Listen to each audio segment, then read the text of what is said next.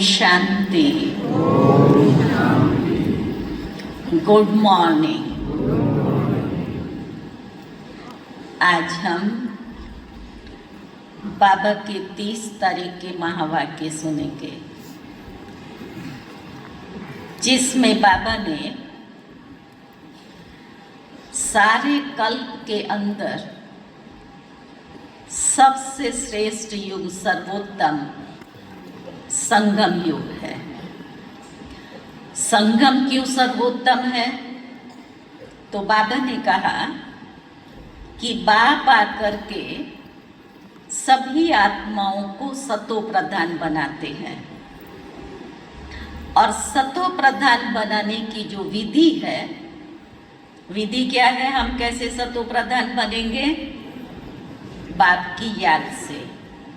लेकिन बाबा अलग अलग शब्द देते हैं।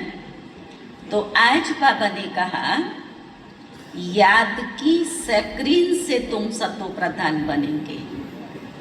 माना याद में इतनी मिठास है जो बार बार बुद्धि को खींचती है, और एक बाबा की याद से आत्मा सतो प्रधान बनती है।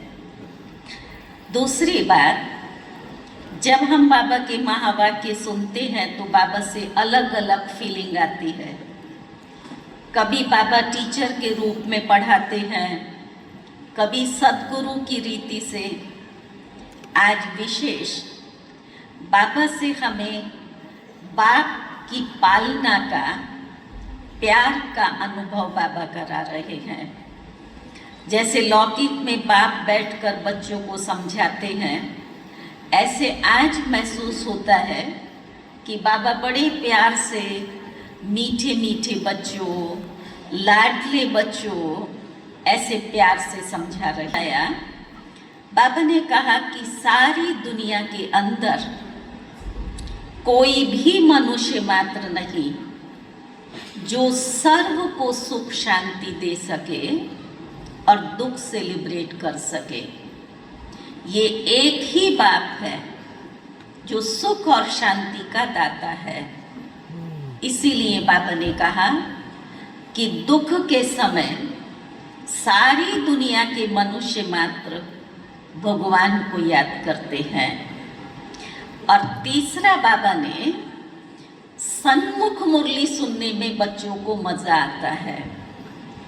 एक मुरली हम सब अपने सेवा केंद्रों पर सुनते हैं, सुनने सुनाने वाले हम हैं, लेकिन फिर भी जब हम मधुबन आते हैं तो मधुबन सन्मुख में बाबा ने कहा मुरली का मजा है। आप सबका अनुभव है? यहाँ जब हम मुरली सुनते हैं और वहाँ सुनते हैं तो दोनों में अंतर महसूस करते हैं। कौन कौन अंतर महसूस करते हैं? इसीलिए हर ब्रह्मावत्स का ये मन होता है कि कम से कम वर्ष में एक बारी तो हमें अपने बाप दादा के घर जाना ही है। तो इस भूमि का, जिसका मधुबन के रूप में गायन है, क्योंकि ये है बाबा की कर्म भूमि, चरित्र भूमि और हमारी दादियों की तपस्या भूमि है, तो वो जो ऊर्जा है वो हमें मदद करती है। तो मधुबन की मुरली का और सन्मुख मुरली का मजा है। फिर बाबा ने कहा, हमें हमारे आदि स्वरूप की स्मृति दिलाई कि तुम गॉड गॉडेस थे। इस भारत में ही देवी देवताओं का राज्य था। तब तुम विश्व महाराजन और विश्व महारानी थे। अब बाप फिर से आकर के तुमको ऐसा बनाते हैं।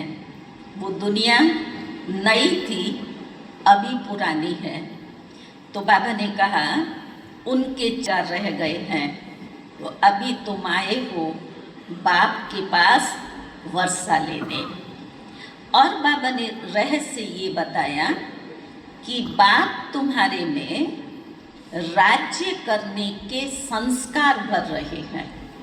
वहाँ हम राजा रानी होंगे ना, तो राज्य कारोबार कैसे चलानी है, उसके संस्कार बाबा अभी हमारे में भर रहे हैं श्रीमत के द्वारा।